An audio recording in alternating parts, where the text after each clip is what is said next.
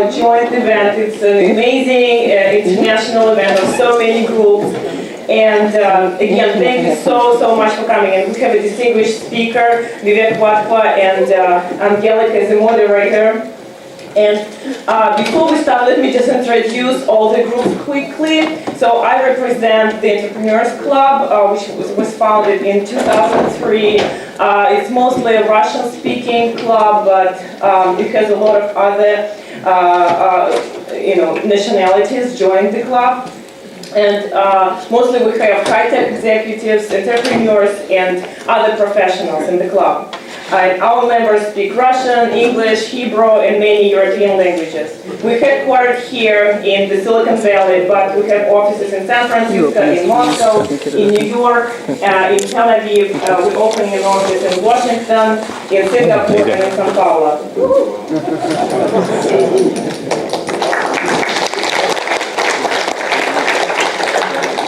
Now let me introduce Peter Fabian, who is a founder of the Europe Club of the Stanford GSB. Peter was the sponsor of this auditorium and helped a lot to set up this event. So, I would not have got it. I'm a founder, I'm one of the presidents, but thank you so much for coming to the GSB. I'll be welcoming you here. GSB Europe Club is an association of the business school students from Europe. We have around 70 members and we try to get involved in many events. So not many of you know, but this is actually the last week of this building. So thank you for coming because the whole business school is moving to a new campus, which is just across the street, along the 3rd Street. So if you're around in the area, just go and visit. And it's opening officially on the 29th of April. Thank you.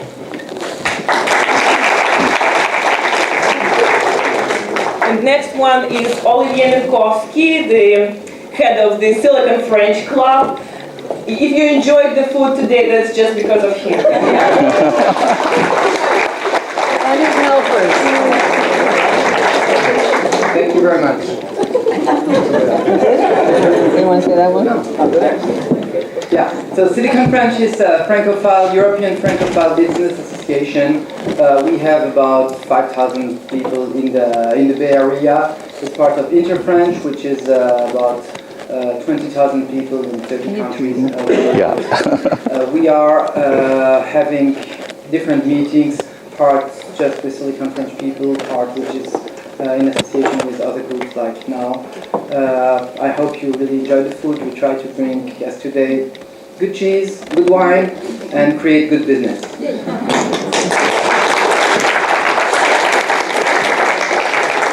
And just one word about the food still. We will have at the end dessert, so I hope it's worth waiting. And with coffee, who was very nicely sponsored.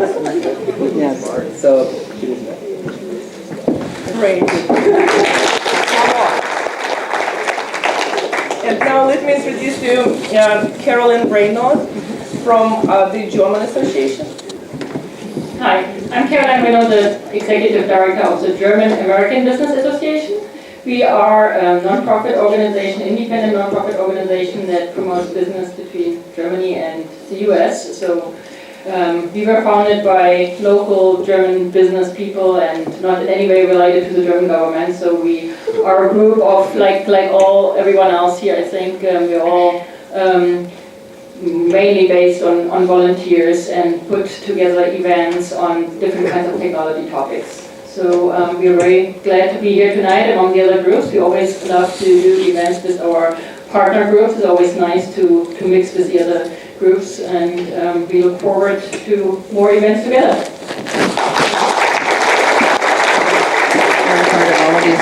Now, Margarita Correa from Bay, Brazil. Hi everybody, I would like to give you a welcome in Portuguese. Bem-vindos! Thank you Vivek, thank you Angelica, thanks everybody for being here. Bay Brazil is a conduit for business between US and Brazil.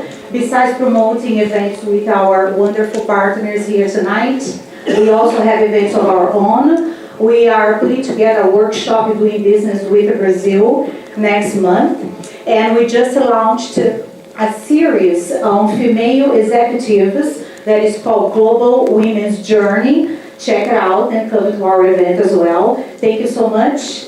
Enjoy.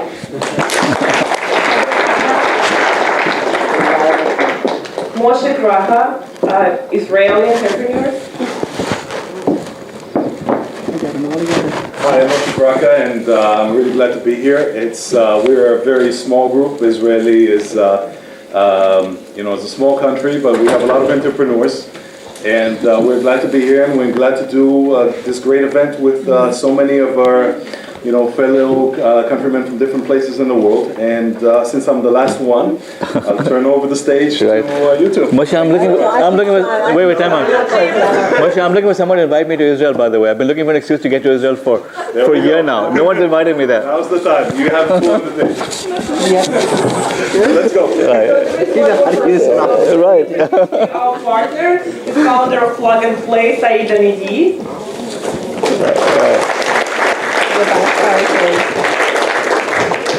I'm so sorry I didn't bring any kebabs tonight. So just to give you a little highlight of Plug and Play, we have been able to help about 600 startups in the last 5 years, raise about $750 million. And today we have 300 startups in our 3 facilities in Northern California, and we will be opening 7 more in the next 2 years. We just opened Malaysia and Singapore and, of all places, Egypt on January 23rd.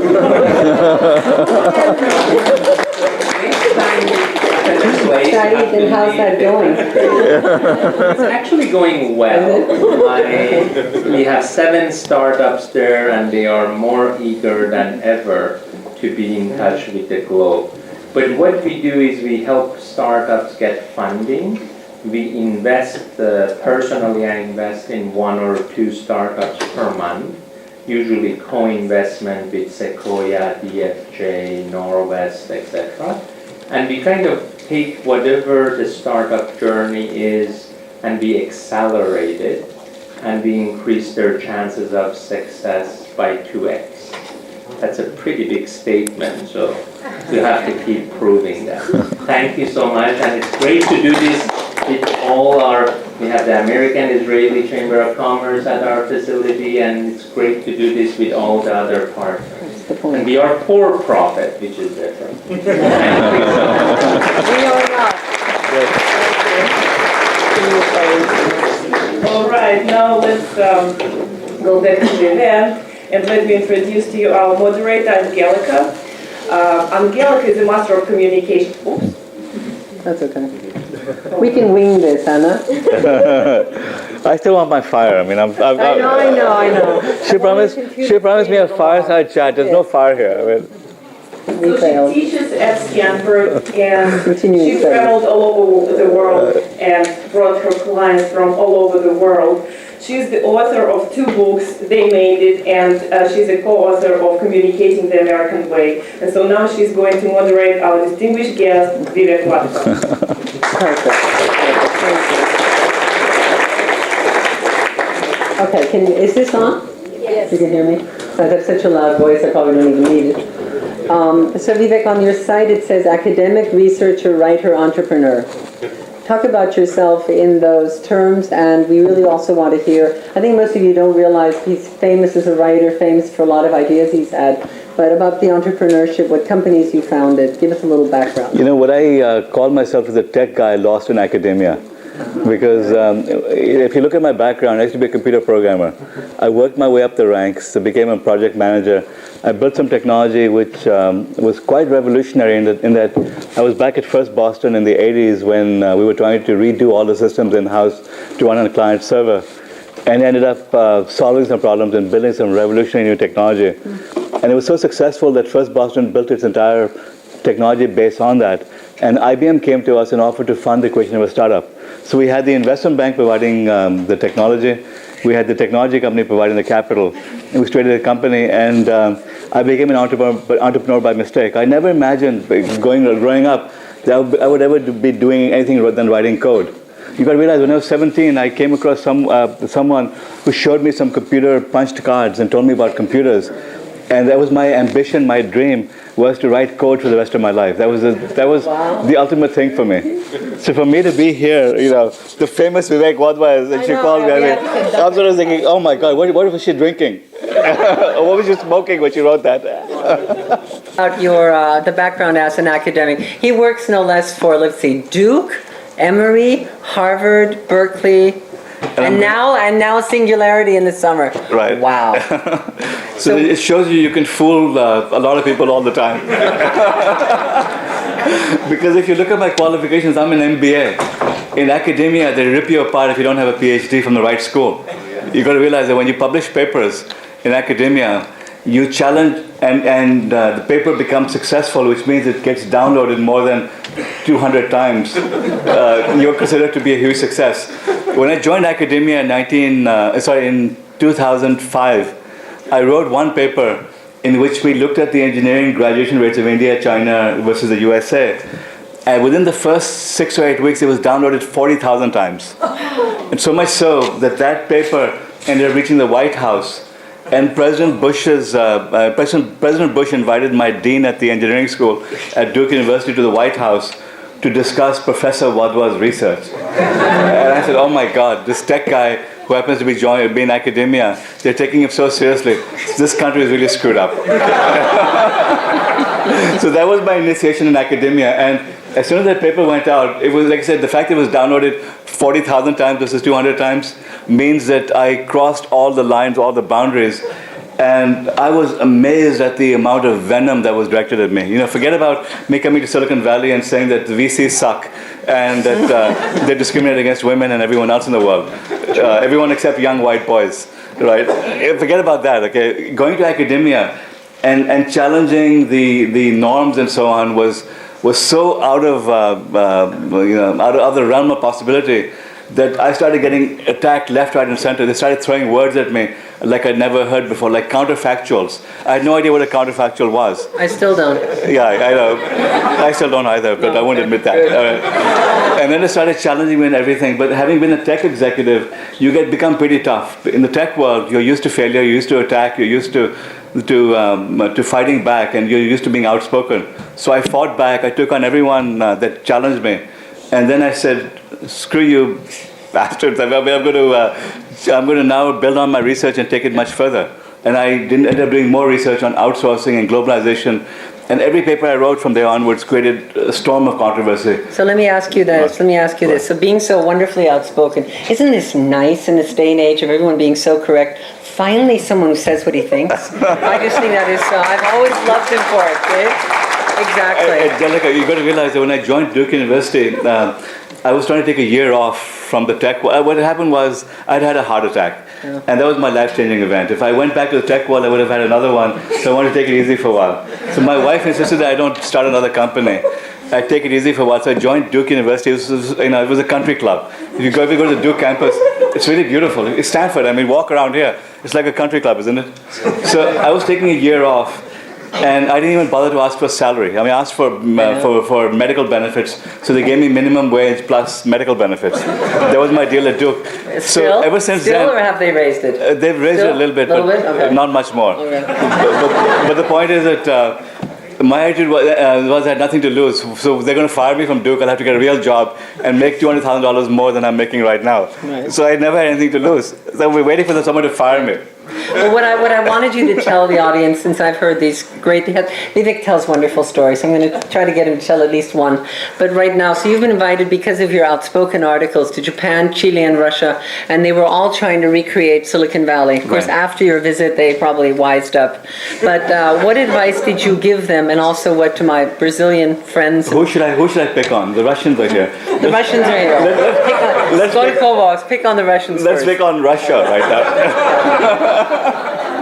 All right, here's what happened. And then tell us the story. He has this wonderful story how he went there. All right, okay? you want me to tell the story? I want you to tell the story. All right. That's a fun one. It's going to get me into a lot of trouble, but I'll tell you the story. That's okay. I read an article about Skolkovo, which is Russia's $250 million tech park. And I read it. It was in the New York Times, big story. It was percolated everywhere on the web. And I read it and I said, this is really brain dead. It smacks of corruption to me. And I thought about it, and this was getting so much traction on the web that I wrote an email to the tech editor, Tom Giles, at Business Week. I said, Tom, I want to refute this nonsense. These people need to hear the other side of it. He says, sure, we'd love to have that. So I wrote an article in which I basically talked about Skolkovo. And fortunately, they edited, with Business Week, the difference between Business Week and TechCrunch, both of which I write for, when I write for Business Week, it goes through 2 or 3 levels of edits. TechCrunch is directly from me to the world. So Business Week edited my article quite a bit and took out some of the profanities from it. But I was brutal about it. And essentially what I said in the article was that this is a big scam. The only people who are going to make money are the oligarchs and the real estate barons, basically, that all the tech parks in the world have failed. This is destined for failure. And because they were trying to stay with the point they were making was that they're trying to recreate Silicon Valley. I said that the Russians and the rest of the world is mistaken if they think that they can recreate Silicon Valley by building a tech park. Because Silicon Valley isn't a tech park. It didn't invent it. Silicon Valley is a giant network. And I explained Annalise Saxion, who is my mentor at Berkeley, her research which described how Silicon Valley became what it is, how it left Boston in the dust. That's a separate discussion we'll have. I know. I saw the article. And how Silicon Valley is what it is. And I said that, look, if Russia is serious about it, they need to focus on building, on focusing on its people rather than its oligarchs and building infrastructure. So when I wrote that article, I expected to be persona non grata in Russia. Right. Banned forever. Absolutely. And I said, who wants to go to Moscow anyway? It's too freezing cold over there. So fine, I'll never go to Moscow again. Famous last words. Right. Except a couple of months later, I got an urgent call from Ellis Rubinstein, the president of the New York Academy of Sciences. In fact, I was at Stanford for another talk when he called me urgently. In fact, sent me an urgent email saying, Vivek, I got to speak to you. And then I called him back. I stepped out of the conference, called him back. And Ella says, Vivek, you'll be surprised to hear this, but your article ended up reaching the top levels of the Russian government. And they've asked us to look into it. And essentially what he told me in code was that someone took it to the president of Russia or whoever, and they discussed it, and they said that this guy is onto something. That I have the advantage of being an Indian, not being an American. So in Russia, they trust Indians more than they trust Americans. So the fact that an Indian was calling them out meant that there must be something right. So he says, look, I need your help. Can you spend half a day with me? Come over to New York City and spend some time with my staff. We're putting together a report for the Russian government. So I said, sure, I'll do that. New York is still a safe place for me to go. And I went to New York, spent almost a day with these people, going through, helping them modify the recommendations. And then 2 months after that, he calls me up saying, Vivek, can you come to Russia with me? I said, oh my God. I said, I went home to my wife and said, Tavinder, I don't know if I'm going to ever come back or not. But I've been invited to Russia. And she says, no, I'm sure it's safe. They won't do anything to you. But we were joking around about it. Am I going to be put into a Russian gulag for the fact that I spoke up over there? So basically I said, sure, I'll go to Russia. As it turned out, Anish Chopra was the Chief Technology Officer of the United States. I sent an email to him just to cover my butt. He said he's going to be there as well. And this was a genuine event. It was Yaroslavl, which was celebrating its 1000th millennium. So I show up in Yaroslavl, and it was like an amazing event. When we landed on the train, they had marching bands. Plane, not plane. And I had to land in Moscow, and then we took a train to Yaroslavl. It was just an amazing event over there. So I went there, and I was introduced to Ilya Pomerov. I'm sure I'm not pronouncing his name correctly. He basically heads up the tech committee of the Russian Duma. And Ilya says, Vivek, I really appreciated your article. I said, Ilya, are you sure you're not going to arrest me for this? He says, no. He says, you have to realize that you might hear all these things about Russia, but Russia is a very open country. The government is used to criticism. And he says, what your article did was that it said what we all knew, but he said, your friends from the US government were over here a few months ago. They didn't say that to us. What had happened was that Anish Chopra and Ashton Kutcher and a bunch of Americans had gone over there.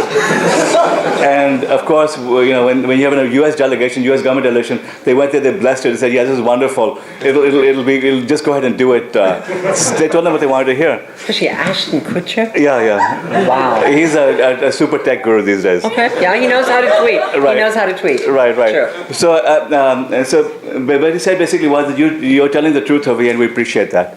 So I said, he says, do you mind repeating what you said in your article? You've got to say that you got off the plane, you were tired in blue jeans, you went over there, you listened. I'm not going to talk about the woman who received me at the airport. No. I wasn't going to mention that part. Right. No, not at all. Oh my God. That you were called and you were when I got off the plane, I've got to tell you, this is being videotaped, so I'm not going to get into trouble over here. No. We'll keep it. Malvika over there knows my wife, so I'm not going to get into big trouble for this. But you had this absolute drop-dead, gorgeous, beautiful woman waiting there to see me at the airport. And I was terrified because I was afraid I was going to be in prison, and yet they had this absolutely beautiful woman waiting for me to receive me with this little sign saying Vivek Wadhwa. I mean, then she comes and puts her arms around me. I said, this is a trap. I was faithful, I was good, no problems. Tell about talking that you weren't aware that you were going to speak. Well, so Ilya basically says, do you mind saying what you said in a talk? This was at 8 o'clock in the morning. I said, sure, Ilya, I'll talk about it.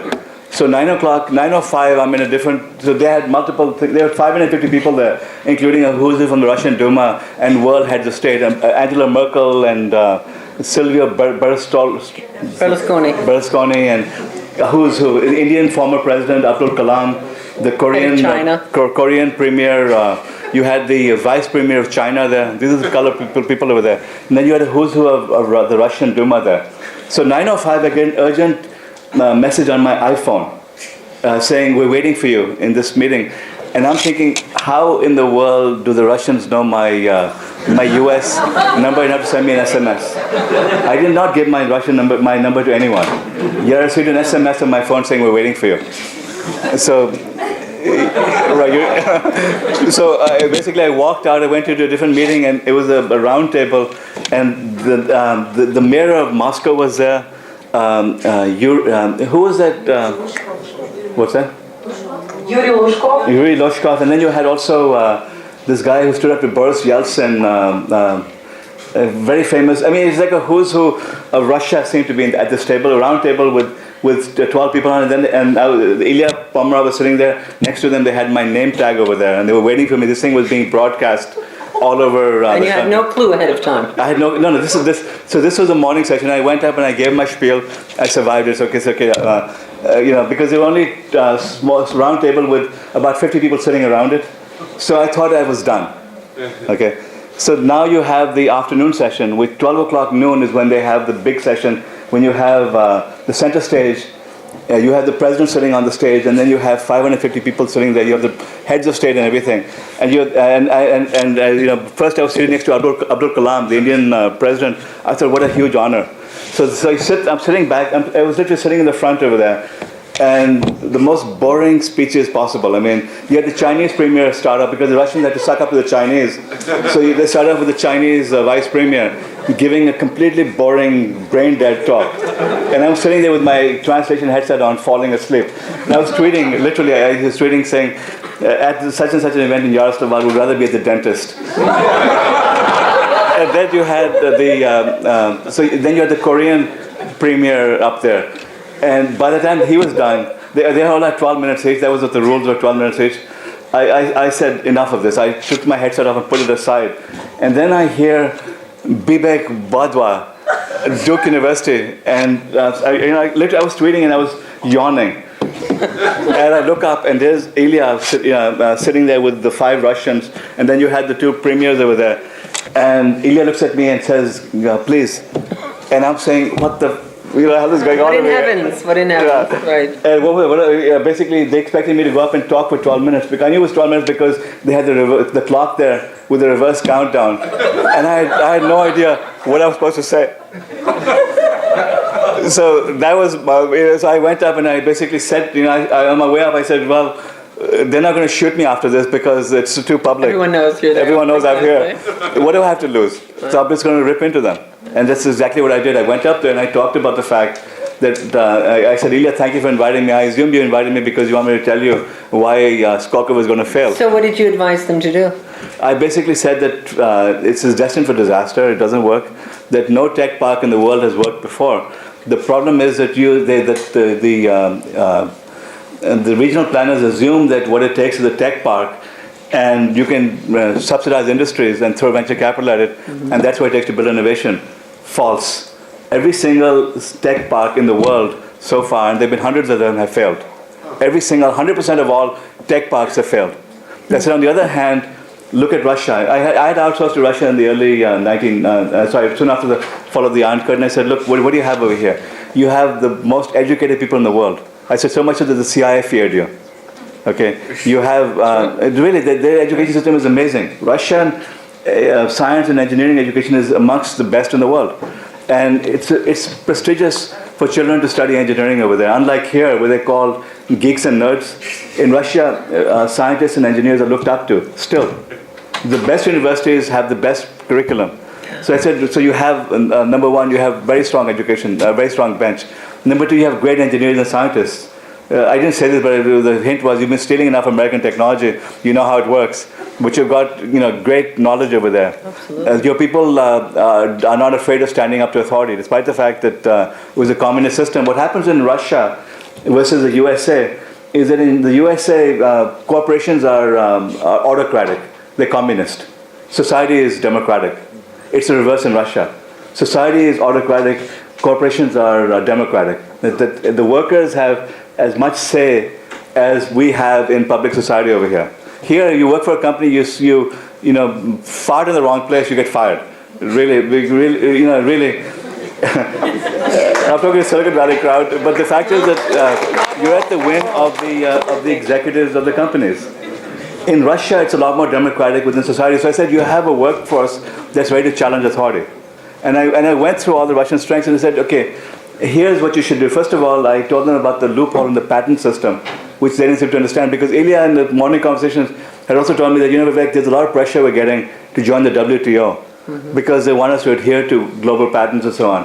I said, Ilya, you don't seem to understand. You should exactly join it because all of these patents, this is what I explained in my talk. I said, all of these patents that are available in the West, in America, they've been filed for the last 50 years, they're not valid in Russia.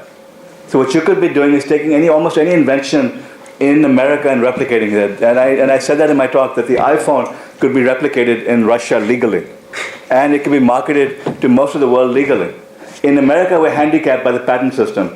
Because, look at Google. They're just spending, they bid $900 million to buy Nortel's patents.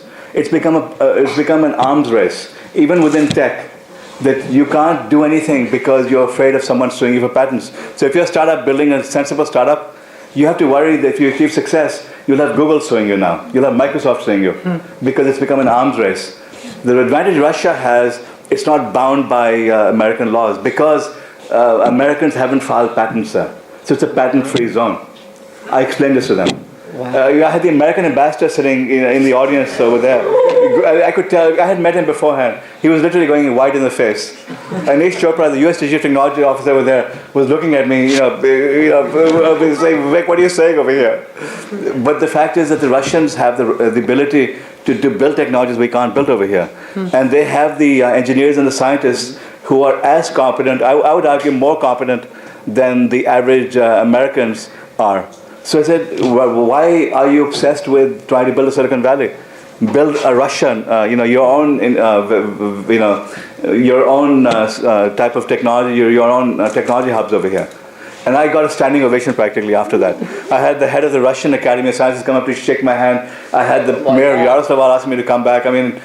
So instead of getting arrested, I became quite popular over there. So what about Chile? Chile also had this marvelous program. Chile Was that part of your idea, the 6 months, the $40,000? Yeah. Why don't you explain? I went to Chile. What happened was that Chile had, this work I talked about on engineering education in India and China and the USA, that actually received worldwide acclaim, because for the first time, we had documented the real graduation rates of India and China and the USA.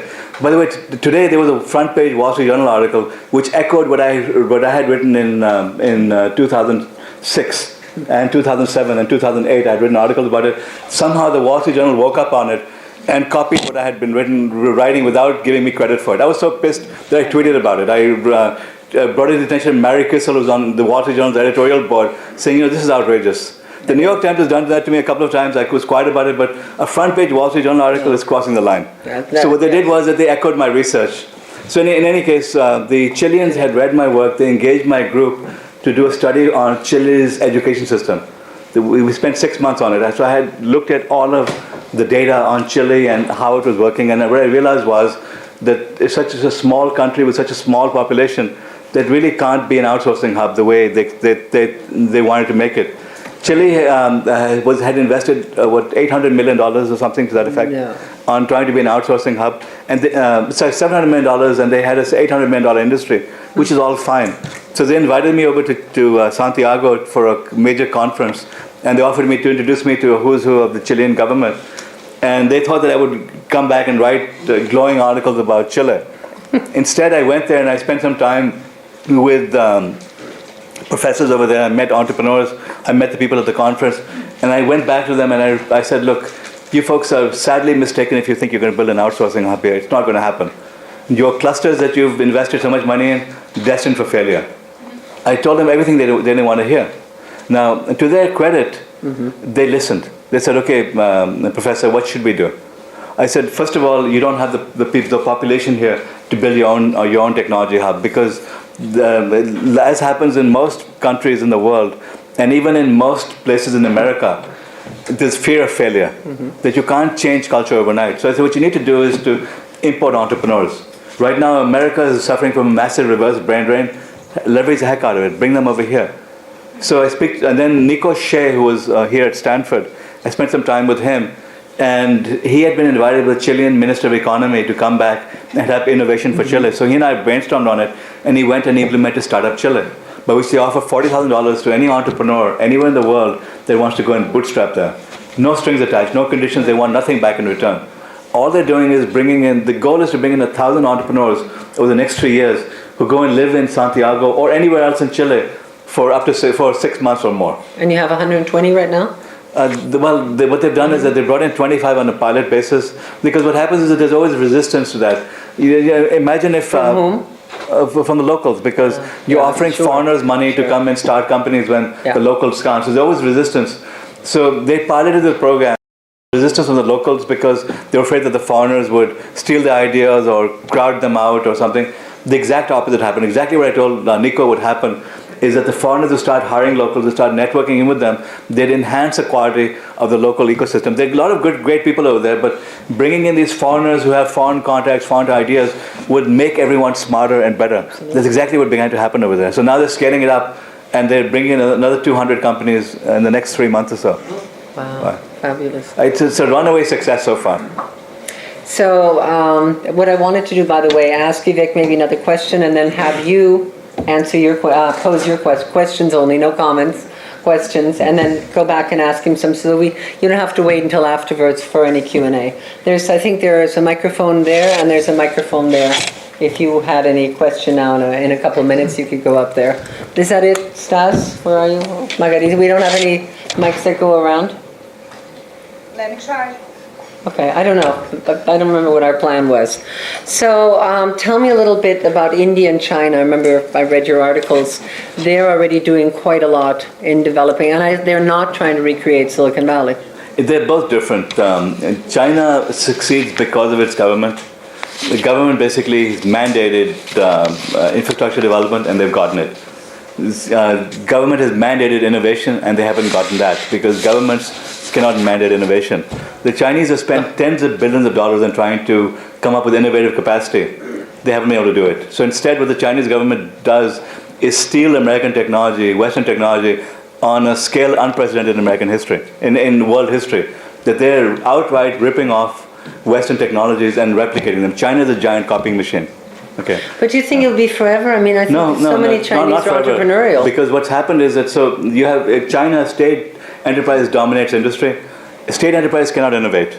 But that's where it goes. However, you have the next generation of Chinese. You have the kids graduating from Tsinghua, from Fudan, from Peking University, from all these great schools, who are no different than the kids who graduate from Stanford. They are as innovative as are the children over here. They're beginning to innovate. They're beginning to challenge authority. They're not afraid of authority. They weren't a product of the Cultural Revolution. They're not fearful. They're like the kids over here are. They're now beginning to build world-class technologies.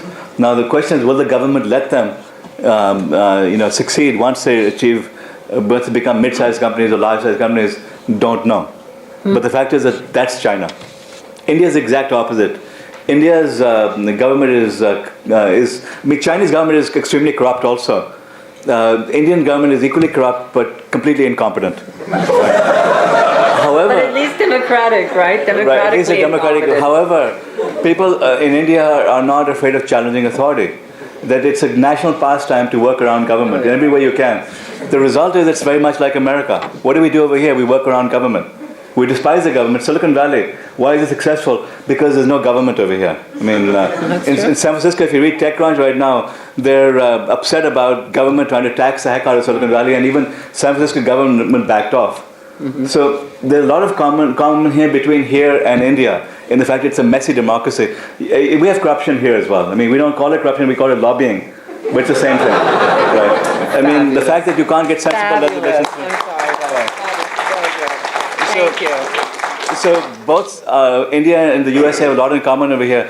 And here's what's happening in India, that India got to start through outsourcing, and it started building up critical mass. Now, what makes I've done extensive research on American entrepreneurs.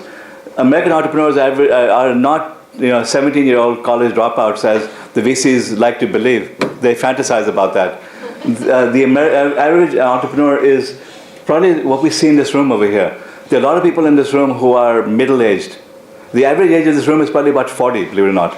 That's what an American entrepreneur is. Average 39 to 40 years of age.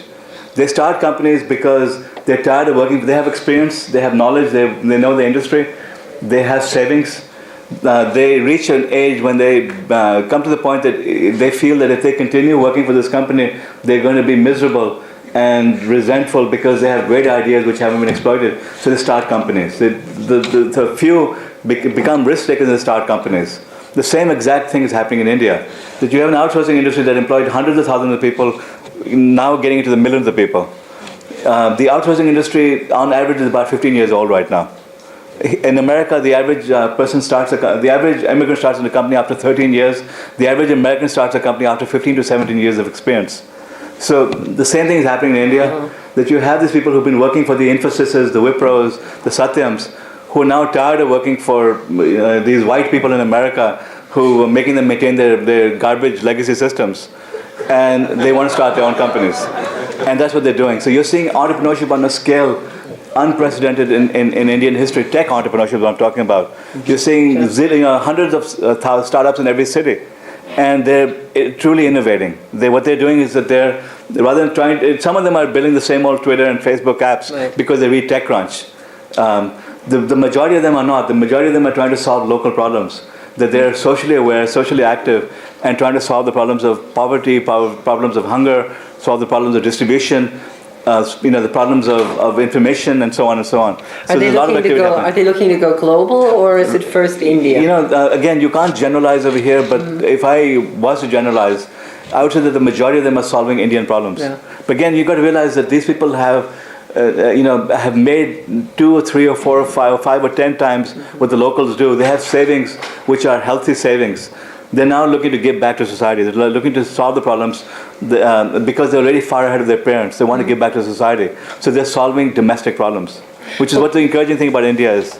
Well, I found, though, I've worked, my Brazilian friends are sitting here, having worked with the Brazilian startups, a lot of them first want to have the Brazilian market because it's so huge, then South America, That's then a sensible thing to do. Even with the Chileans, the local Chileans, I told them to solve Chile's problems and then to look at Argentina, which hates the Chileans, but they can still get into the Chilean markets, and then get into Brazil and conquer South America, and then look at conquering America. That's the advice I gave the Chileans. Interesting. So what about the Europeans, being that I'm a former German, French at heart, God knows. What's happening to the European entrepreneurs? I don't see them. The government is too strong over there, too lethargic, too slow. This is why they try to come to America.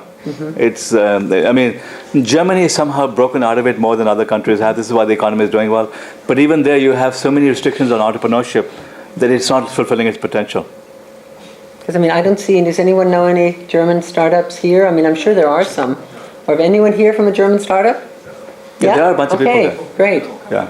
Yeah, But they for come sure. over here to start their companies because they don't have the same, they don't have the same facilities, the same attitudes, the same entrepreneurship at home. If you're a German and you fail, you might as well go and commit suicide because you're a marked person.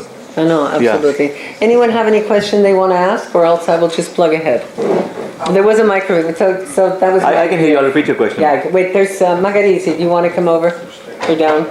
Let's just stand up and speak loudly. No, the lady in the back gets to speak. Hi. Okay. Actually, I work at Bleco, so thanks for writing articles about Bleco. Oh yeah, you do. No, I was going to ask about, to talk a little bit about the Middle East. It's obviously a really large market with its own set of unique issues, and if you have any insight into that, I'd be interested to know more. I think the new Middle East will be highly entrepreneurial because so far the Middle East has been suppressed by these evil dictators, which the American government supported because they wanted oil from the Middle East, and now they're yearning to be free. If indeed Egypt can set up a democratic society, you'll probably see entrepreneurship flourishing over there. Because ultimately people there are the same as they are over here. They want freedom, they want the ability to make an impact, they want to be able to build wealth and do better for their children. So I'm optimistic about the Middle East, provided the bad guys don't take over. But I don't know much more than that. Perfect. There's another woman up there. Wonderful. Yes, women. Good. Hi, I'm Maria Pinar from Next Step, and first of all, congratulations India to winning the World Cup. Yes, that's right. They did. I've never played cricket. I never watched cricket. I was thinking So wrong. it's a big event for India, nonetheless. We've been working quite a lot with Finland and some of the Nordic countries, so I have two questions, because one is obviously the Nordic countries, which seem to be very successful with entrepreneurs. Quite a struggle to get the entrepreneurs out of Finland to grow out of some of the Nordic countries. And then the other one is, in contrast to that, because I just came back from South Africa, and I just came back then, Kenya is now all up now and plowing millions of dollars into now becoming IT hub in a country where the education system is completely devastated. So what are your views on these two? The problem is that they probably engaged Monitor Group and Michael Porter to come in and advise them. They probably paid them $5 or $10 million. So all of the money that Kenya spent, if they went that way, is going to go down the toilet, as has happened everywhere else in the world, because they're following the wrong prescriptions. What regions assume, Michael Porter has done a lot of disservice to the world. He's made tens of millions of dollars, but it's a scam.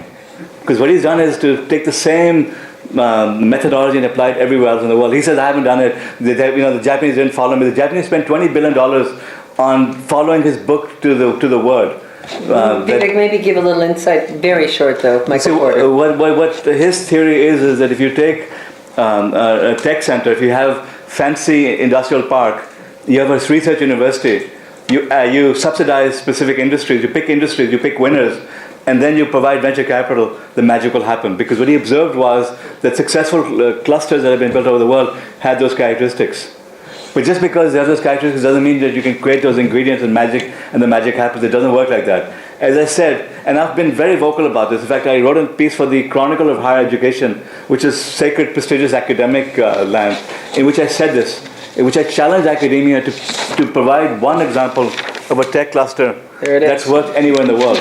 No one took me on, which is quite telling, because to make such a bold statement like I'm making, and I mentioned Michael Porter in that. Michael Porter himself would have ripped me to shreds if he could have. I said, produce one example of a cluster that's worked. No one has done that. So I'm talking about top-down tech clusters, not one example anywhere in the world. So Kenya, if they follow the same stupid prescriptions, they're going to fail. They're going to waste as many millions of dollars as they have because they haven't looked at the prescriptions. What you need to do is to optimize for each region. For example, Chile. Chile did 4 clusters. 3 out of 4 failed. The only one that succeeded was forestry, because you can't go wrong in planting trees. So that's the problem worldwide. This is why I've been so vocal about it.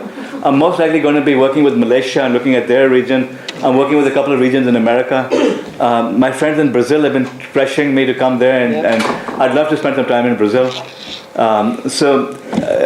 Again, I'm hopeful that Kenya has tried something different there, but frankly, I'm not hopeful.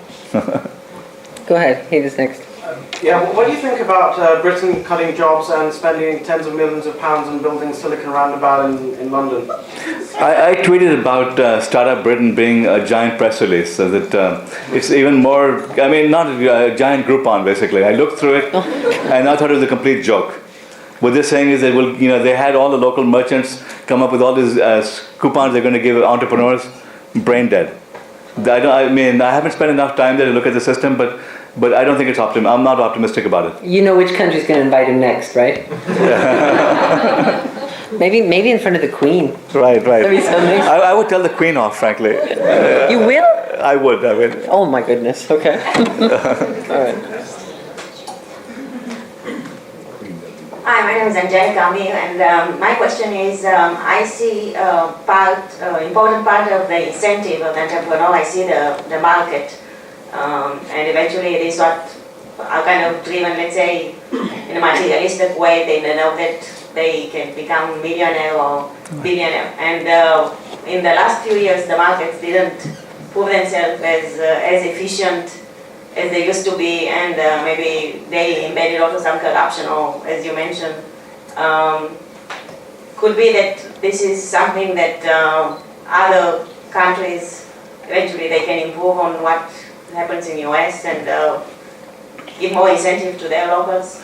In the United States, entrepreneurs, startups have created virtually all the jobs over the last 20 or 30 years. It's not the big companies that create the jobs, it's the startups that create the jobs. So the system in America has worked very, very, very well. America owes almost all of its economic growth to entrepreneurs. So the system does work over here. And you said 55% of all entrepreneur startups are foreign born. Well, that's a separate discussion we can have. That's not part of them? Okay. But the point over here is that Silicon Valley lives in its own bubble. I've been very critical about Silicon Valley because you've got this groupthink that you have to now, social media is hot and that's where all the money goes. So you see flaws over here. When you're sitting here, you tend to see a distorted view of the world. But across the United States, entrepreneurship is what's driving this economy. So other countries, if they can replicate America, they will also achieve a lot more success if they do the right things here. So again, we can talk about Silicon Valley and so on separately. We will. That, let's say, international entrepreneurs, they hope to kind of go IPOs in international markets. Again, IPO is a wrong measure of success. This comes from Silicon Valley that it's all about the exit because venture capitalists want to get their 10x returns, so they hype the heck out of IPOs. Why do you have to have an IPO? Why can't you build a lifestyle company and be successful? If you build a company that's making $10 million in revenue and you take home $1.5 million in shares with your employees, that's a huge success. Okay. Except the measure over here in Silicon Valley is that unless you build a $100 million company that you can take public and exit, it's not you that exits, by the way. When you do an IPO, the only people that exit are the venture capitalists, not the founders. The founders get left holding the bag. So the measure of success in Silicon Valley is deeply flawed. Don't take that and extrapolate from it.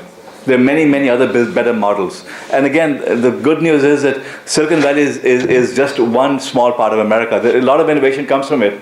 A lot of failure comes from it as well. The venture capital system is in steep decline over here. It's decimated. And it's going to be in steeper decline over the next few years because of the excesses in the venture capital system. These people drank their own Kool-Aid. They started thinking that they were the kings and the kingmakers because of the dot-com boom. And now they're suffering for it. So, different discussion. Let me get to this discussion of the brain drain. So we were talking that in a report I think that you made, wasn't it? Yeah. I think that's how I became aware of Vivek, was that 55% of all startups, and I don't know what time. Let me give you some exact stats on this. Great, thank you. Annalise Saxion, who's the dean of the School of Information at Berkeley right now, she had done a study looking at 1980s data and early 1990s data. And she determined that a quarter of the startups in Silicon Valley were founded by Indians and Chinese. That was late 80s, early 90s.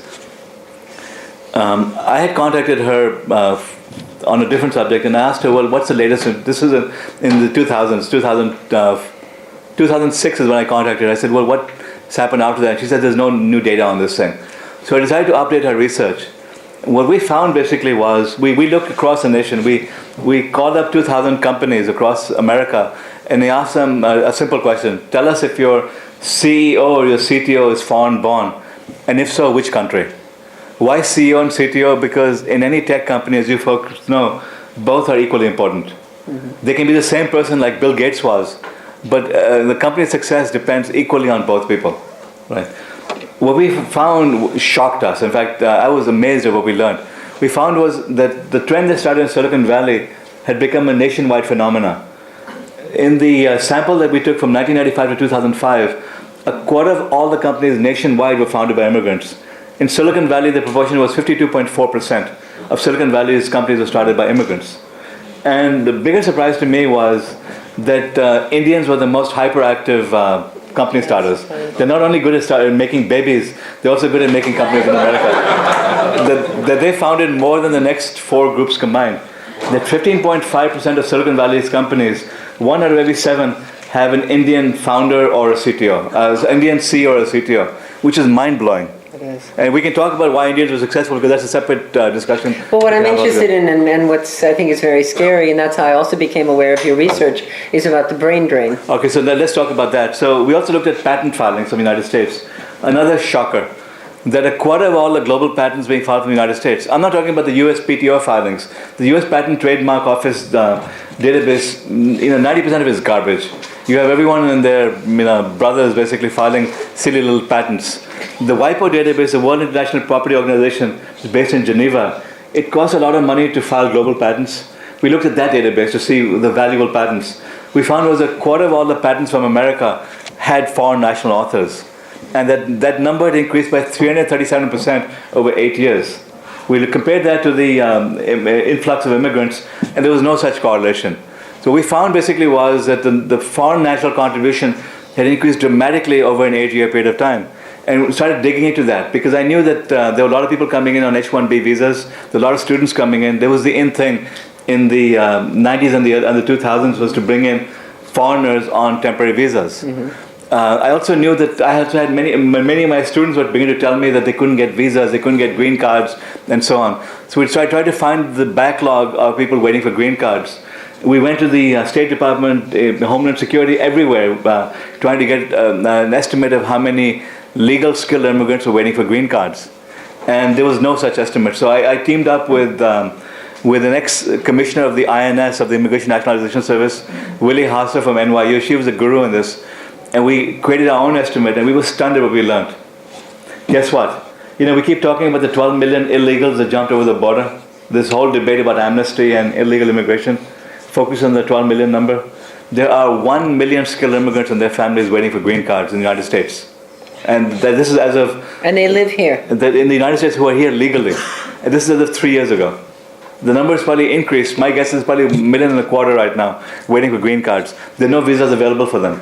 We kept expanding the number of H-1B visas, but we never expanded the number of EB1, EB2, EB3 visas, which are green cards. And so when I looked at these data 3.5, 4 years ago, I said, this is a disaster brewing for America, that we're going to suffer a massive reverse brain drain. And we published a paper with these data, which was titled Intellectual Property, Immigration, and the U.S. Reverse Brain Drain. Just like I'm used to, the forces of heaven descended on me. I took intense fire for saying U.S. brain drain. In fact, I got emails from academics saying, this guy's a nutcase. U.S. brain drain, there's no such thing. There's never been a brain drain in the history of America. And I said, exactly, there's never been a brain drain, but there's going to be a brain drain. And guess what? Over the last year or so, there have been front page articles in the Wall Street Journal, New York Times. In fact, the BBC, I interviewed with them this morning. They're doing a major feature on it. I was on CBS Sunday morning about 6-8 weeks ago. They did an 9-minute segment or something like that, a lengthy segment. NBC Evening News did a segment 3 or 4 weeks ago on the brain drain. There was a 5.5-minute segment on prime time. It's widely accepted right now that the U.S. is experiencing its first ever brain drain. What's happening is that people... Scary. Yeah, it's scary. People are going back right now. Students, it's become the norm for Stanford students, for Duke students, for almost all foreign students right now to go back to their home countries. It wasn't like that when I joined academia 6 years ago. What used to happen was that everyone would come here, even though they would lie to the US Council in their home countries by saying that they had no intention of staying permanently. They came here with the express intent of becoming Americans. No longer. You talk to, you walk around campus, meet any Indian or Chinese, ask them what their plans are, and I'll bet you money that the vast majority of them talk about them wanting to go back to their home countries. That this is what they expect to do right now. The tide has turned for America, which is really, really, really sad. So we'll talk about the visa afterwards. Someone wants to ask a question, but I would, the startup visa. Let's do that afterwards. Hi, I had a question for you regarding what you mentioned earlier. You said that there are a lot of instances of where efforts to set up IT park or set up second Silicon Valley didn't work. Do you know of any instances where it worked, where some country or some? Which country are you from? India. India, all right. India hasn't tried. The government is so incompetent that they can't get anything right. So, but for example, Malaysia spent hundreds of millions of dollars, maybe $1 billion on Cyberjaya on their stuff. It failed. The Japanese spent $20 billion on their stuff. It failed. Germany also tried its own parks. They failed. I know of zero cases, zero examples in the world where it succeeded. And like I said, I'm talking the last 30 or 40 years. I'm not saying go back 60 years and tell me about RTP. I'm saying go look in the last 30 or 40 years, give me one example. I've challenged people to tell me that. No one has been able to. I have a friend in the front, Julie, she says Israel? Israel is a completely different story. Israel basically, it wasn't really the government, there were a lot of other factors that came together. And Israel is a much more complex thing. It's not a tech park that was created by the Israeli government. Sure. It's a system that happened because of Israel's character, its position, the returnees that they had, immigration. Russian immigrants basically provided a huge boon to Israel, right? So there are a lot of other factors in Israel, but it wasn't a planned tech park the way the Israeli government wants to take credit for it. Of course they do, because it helps them get elected. But I would not give credit to the Israeli government for Israel's success in technology. Many, many, many other complex factors. Who has the microphone? Oh, please. Hi, I'm Yulia Tarman. I work for the Finnish Innovation Center. I'm from Finland. I've actually got a whole bunch of questions, but I'm not going to ask all of them. Maybe one or two. So first of all, you already answered part of one of my questions. Actually, something that Maria over there alluded to also about the difficulty of getting visas. So I work with a lot of Finnish startups that are interested in coming over here, and many of them have had difficulties lately.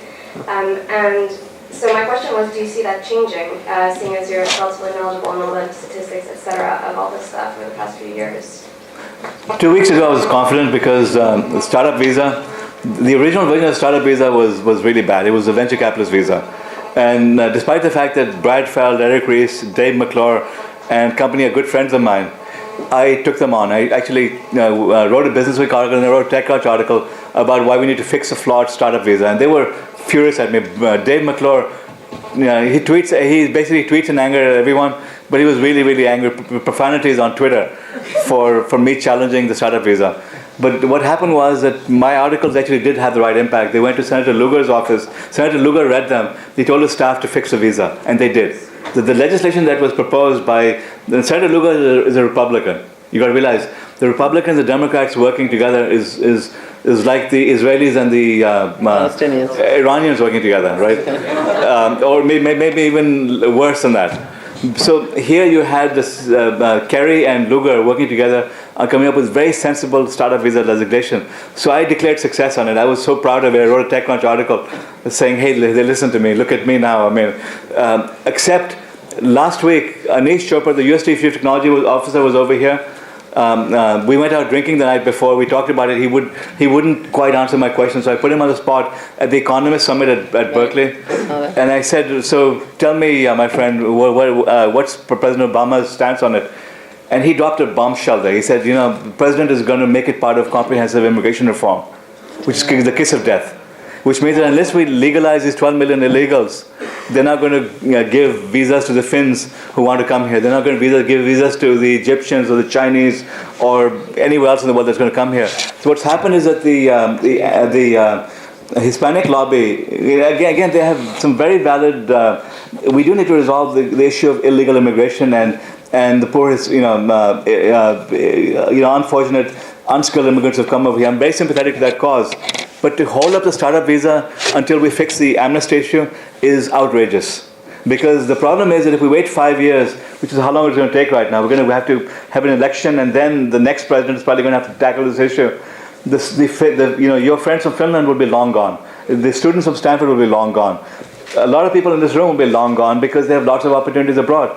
Finland will get its act together, and they will figure out a way of making it easier for people to start companies over there, because Finland is hurting because the last big success was Nokia. I mean, there really haven't been any... Yeah, I know. But the fact is Finland needs the next generation of startups, so they realize that. And the government is now trying to fix their own problems so that they'll attract more entrepreneurship. So the rest of the world is getting its act together. The US will be stagnant for 5 years. So we would have lost an entire... there's 52% of companies that were started by immigrants. Well, guess what? We're going to have 52% less startups. Which means you'll have, if I was to do the same study 3 years from now, I'll bet you the immigrant proportion drops to 30 or 40%. It's not that Americans are founding more companies, it's just that we have fewer companies being started. So it's a big loss for America, all because of this bizarro issue about illegal immigrants. We're holding it hostage, which is really bad for America. Thank you. Right. I won't ask anymore because that's, Thank you. Wait, hold on. I think there's someone in the back. Keep that thought. Did you have it in the back? No. Is that your iPhone? I took mine off the table. I'll put it off. That's making the... May I go ahead? Yeah, go ahead. Sorry. So, I'm sorry. Let's blame AT&T for this.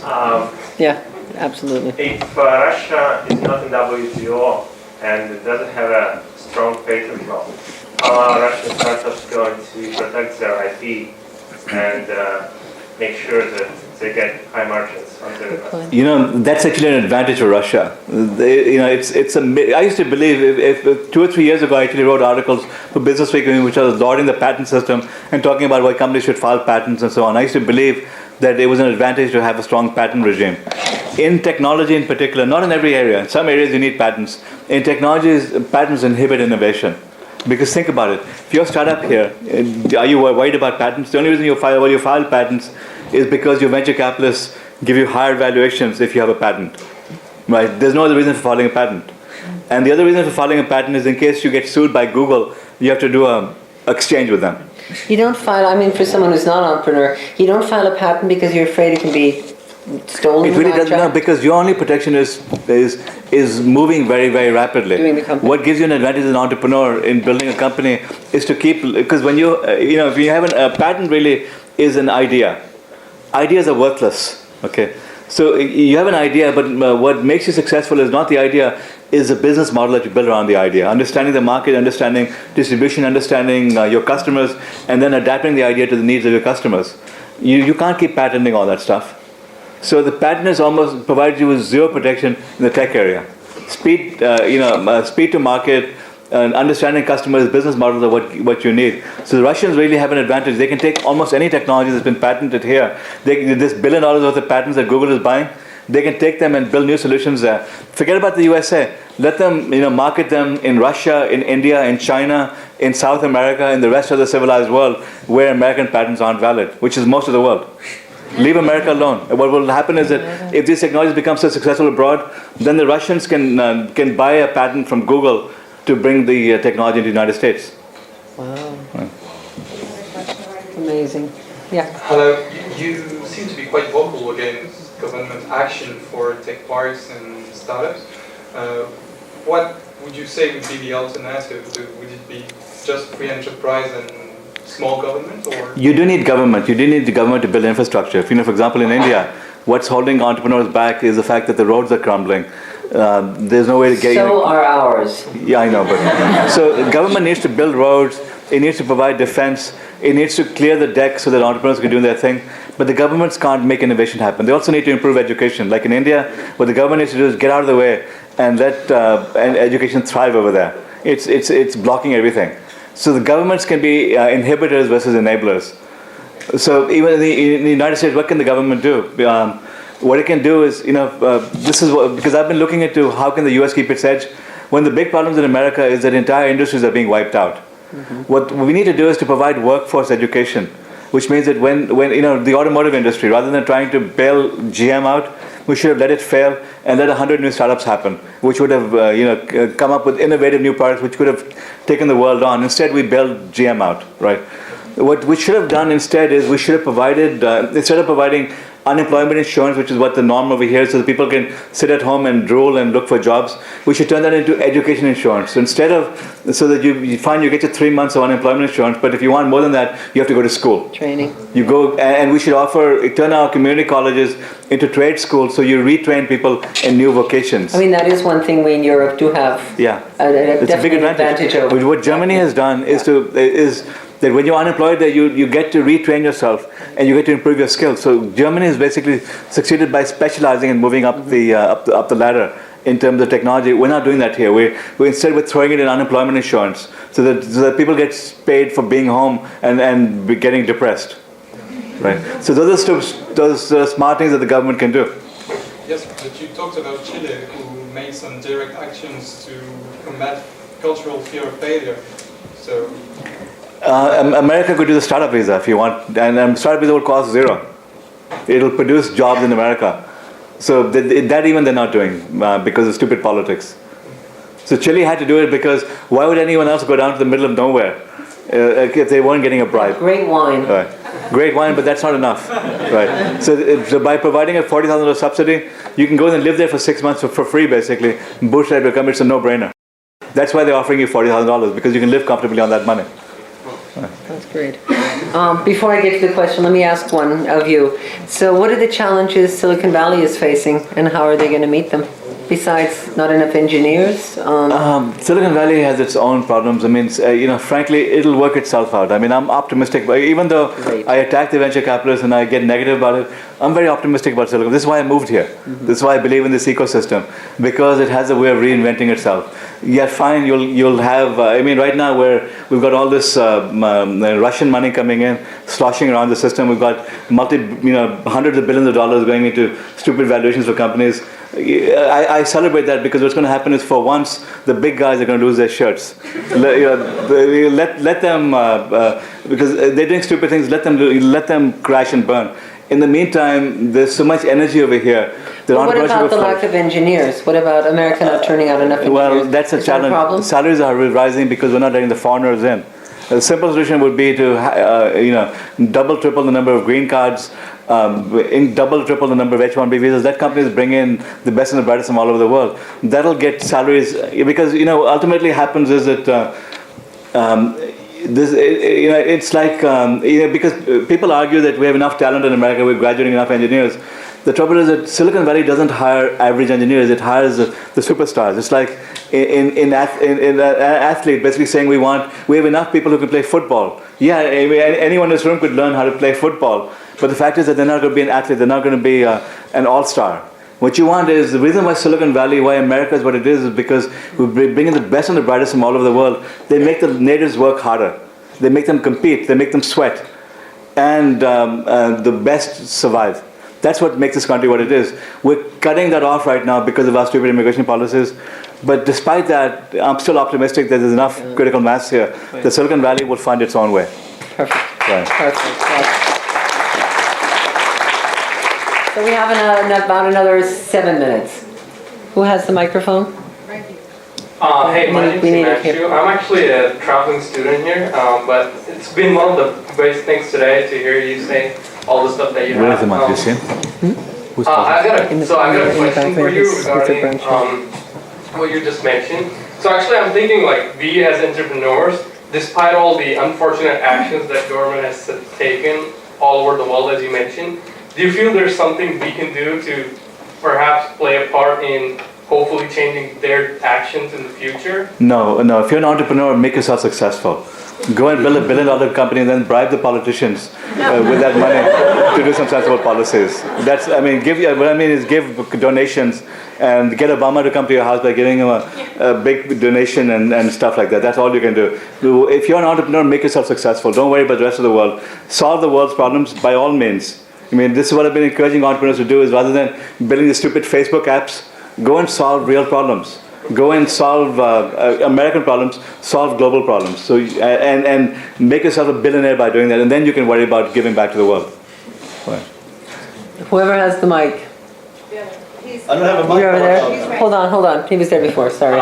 What direction do you think crowdfunding is headed as opposed to traditional VC funding? I'm very optimistic about what's happening. We see the web has changed a lot of dynamics. It's democratized society in a way that, you see the Middle East, what it's changed done to the Middle East. It's doing the same thing to the venture capital system right now. You have AngelList and you have all these crowdsourcing sites and so on, which are now making it easier to get funding. I think it's wonderful. Right. Again, it's the magic of the web. Thank you. Right. Maybe it's a question. Here and then.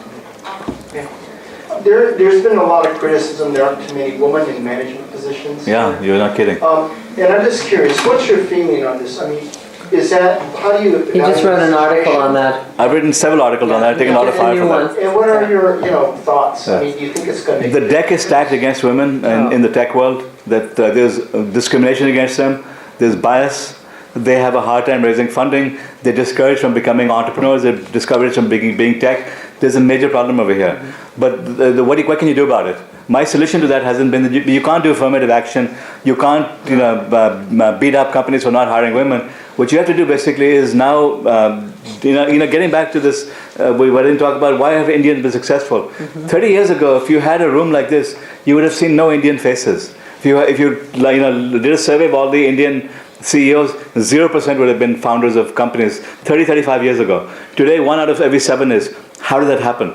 Wow. What happened was that people like me came here with a strong engineering background, achieved success because of our technical competence. And then we said, our country has been ruled by the British for 400 years, that they're divided and conquered. The way they ruled India was by dividing and conquering. So that Hindus hated Muslims, North Indians hated South Indians, this village hated this village. It was all divide and conquer. That's how you rule a country of hundreds of millions of people with a few thousand people. So what they said was, it's time for us to get beyond this thing. Let's do something different for change. Let's help each other. It's not only Indians we're going to help the Sri Lankans, we're going to help the Bangladeshis, we're going to help the, God forbid, the Pakistanis. We're going to help everyone in the South Asian community because the lessons of entrepreneurship can be replicated. Once you build a company once, the lessons you've learned apply to every other company you build. So let's help and mentor others. So they basically said, we're going to give back without taking. Those are the rules of engagement were for the organizations that the Indians founded. And guess what? They achieved so much success that the organization that they founded, TIE, has become irrelevant.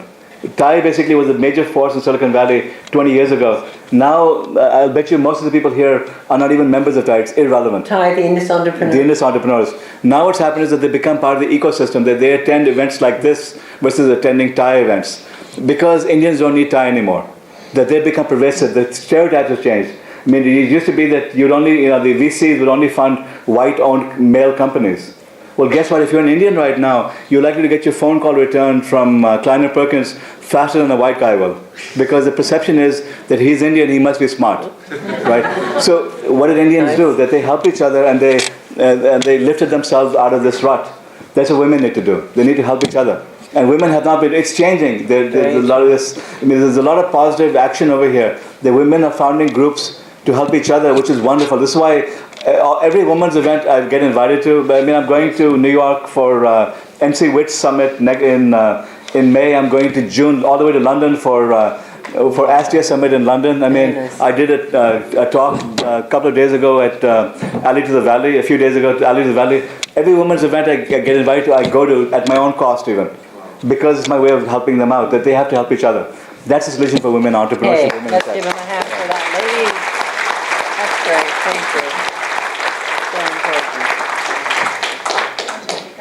Hi, Vivek. My name is Just talk, I'll hear you. Just speak smart. I'm Alan Taylor. I work for a group called Endeavor that works with entrepreneurs in emerging market countries. My question is actually about emerging markets, and we've talked a lot about India and a lot about China, and then a lot about the US and Europe and kind of the developed world. And my question, and I'd love your perspective kind of as a globalist here, is we have these very developed concepts today of the developed world and the emerging markets.